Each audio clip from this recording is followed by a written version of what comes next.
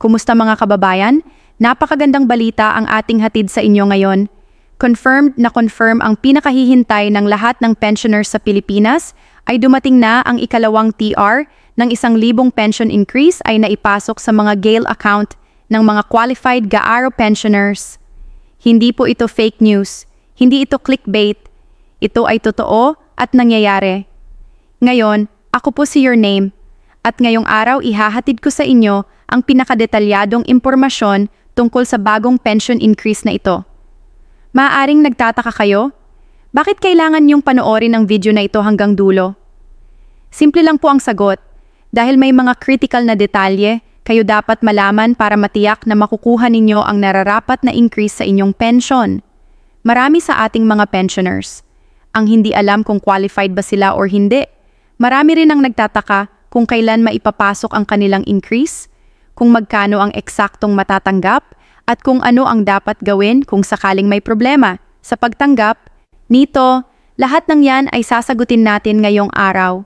Alam ko may ilan sa inyo na naghihintay pa rin ang inyong pension increase at nagtataka kung bakit may iba na nakatanggap na huwag mag-alala dahil ipapaliwanag ko rin ang schedule ng release at kung paano i-check kung naipasok na ito sa inyong account, maging ang proseso ng verification, at kung paano i-report ang anumang problema ay tatalakayin din natin.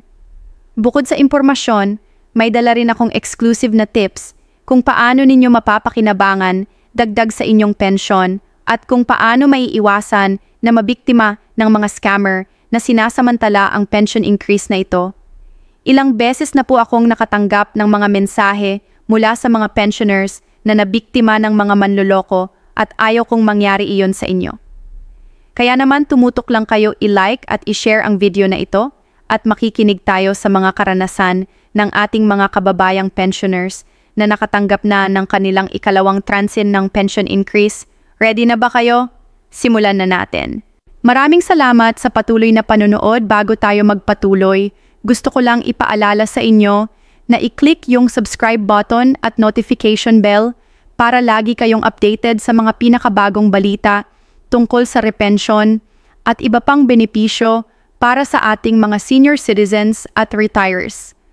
Bilang isang dating employee mismo ng personal na advocacy ko, ang tumulong sa ating mga kababayan na lubos na maintindihan at mapakinabangan ang mga benepisyong mula sa gobyerno, na ayon talakay natin ng detalyado ang pinakabagong development sa AO pension increase noong dumawaan inaprubahan ng nakaraang administration ang 2,000 pension height na hahatiin sa 2 tran. Ang unang 1,000 ay naipamahagi na noong 2,000 at ang ikalawang 1,000 ay ipinapasok na ngayon sa mga account ng mga kwalipikadong pensioners. Ito ay isang malaking tulong para sa ating mga senior citizens, lalo na sa gitna ng patuloy na pagtaas ng mga presyo ng bili. Ayon sa opisyal na pahayag ng SSS, ang ikalawang TR ay inumpisahan ng ipamahagi noong nakaraang linggo. Ang rollout ay ginagawa ng batch EA batch. Ayon sa birth month ng mga pensioners, ang mga ipinanganak sa Enero hanggang Marso ay nakatanggap na ng kanilang dagdag na pensyon. Ang mga ipinanganak naman sa Abril hanggang Hunyo ay makakatanggap ngayong linggong ito. Ang mga ipinanganak sa Hulyo hanggang Setyembre ay sa susunod na linggo at ang mga ipinanganak sa Oktubre hanggang Disyembre ay sa huling linggo ng buwan na ito. Maraming nagtatanong kung talagang isa to ba ang matatanggap nila. Ang sagot po ay kung kayo ay kwalipikadong pensioner. Kwalipikado po ang lahat ng retirement disability at death pension beneficiaries na nagsimulang tumanggap ng pensyon bago ang Enero 2 kung kayo ay nagsimulang tumanggap ng pensyon. Pagkatapos nito, ang inyong pensyon ay maaaring nakabase na sa bagong computation system na isinaalang-alang na ang ikalawang tranche. May mga natatanggap akong tanong mula sa mga pensioners na nagtataka kung bakit ang kanilang natanggap ay mas mababa sa 1,000. Dapat nating maintindihan na ang 1,000 increase ay para sa mga pensioners na tumatanggap ng buong pensyon. Para sa mga partial pensioners o sa mga beneficiaries ng namatay na pensioners. Ang increase ay kakalkulahin ayon sa percentage ng pension na natatanggap ninyo. Halimbawa, kung kayo ay isang dependent na tumatanggap ng 50% ng penso ng namatay na miyembro, ang inyong increase ay magiging 500 lamang. Maraming pensioners din ang nagtataka kung automatic ba ang pagtanggap ng increase or kailangan pa bang mag-apply. Ang mabuting balita po ay automatic. Ito, hindi na kailangang pumunta sa Raro branch o mag-submit ng anumang application ng increase, ay direktang idadagdag sa inyong buwan ng pensyon. Subalit mahalagang i-verify nyo sa inyong Li-Online account or sa inyong bangko kung naipasok na nga ba ito para sa mga hindi pamilyar sa pag-check ng inyong A-account online. Hayaan yung bigyan ko kayo ng step-by-step guide. Una, bisitahin ang opisyal na website ng SAA at mag-login gamit ang inyong IA online account, pumunta sa disbursement record or payment history at tingnan ang pinakahuling transaction kung nakasulat doon ang key pension panandang pandagdag, 1,000 additional benefit o katulad na description. Ibig sabihin napasok na ang inyong increase. Para naman sa mga hindi komportable sa paggamit ng online platform, maaari rin yung tawagan ang NELA hotline sa 155 para i-verify kung naipasok na ang inyong pensyon. Increase. Gayun din maaari rin yung i-check ang inyong IN o bank account para makita kung may nadagdag na sa inyong karaniwang pension amount.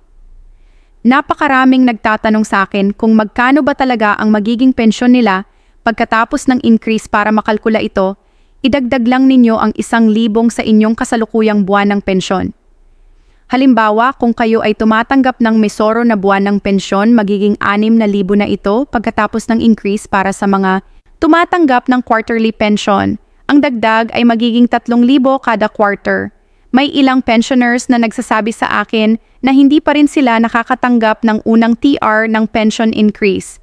Nung 200 at isa kung kabilang kayo sa kanila, dapat po kayong mag-inquire kaagad sa pinakamalapit na RELA branch. Dalhin nyo ang inyong Lavalid G at anumang katibayan ng inyong pensyon tulad ng transaction history o bank statement.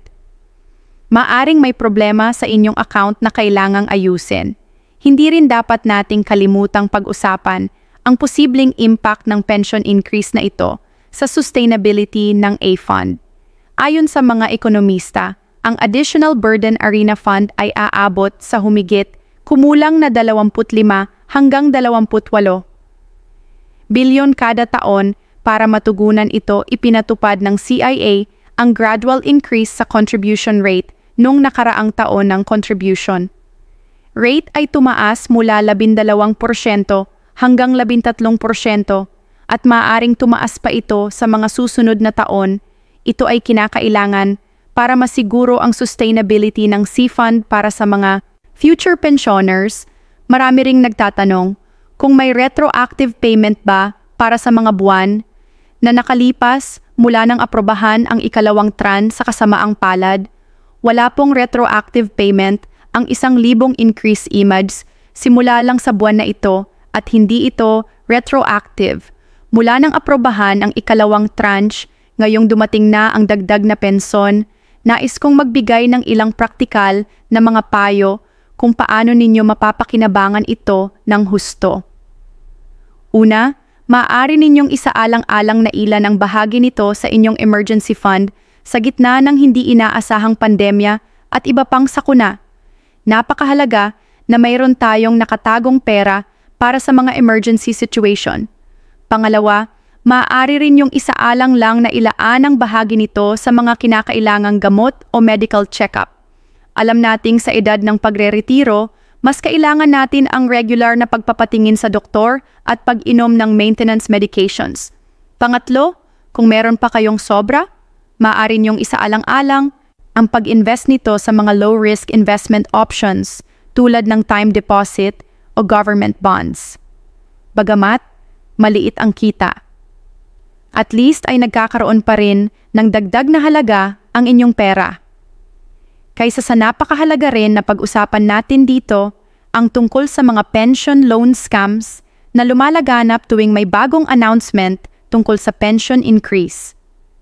May mga scammer na nagpapakilalang SS employees at nangangako na mapapabilis.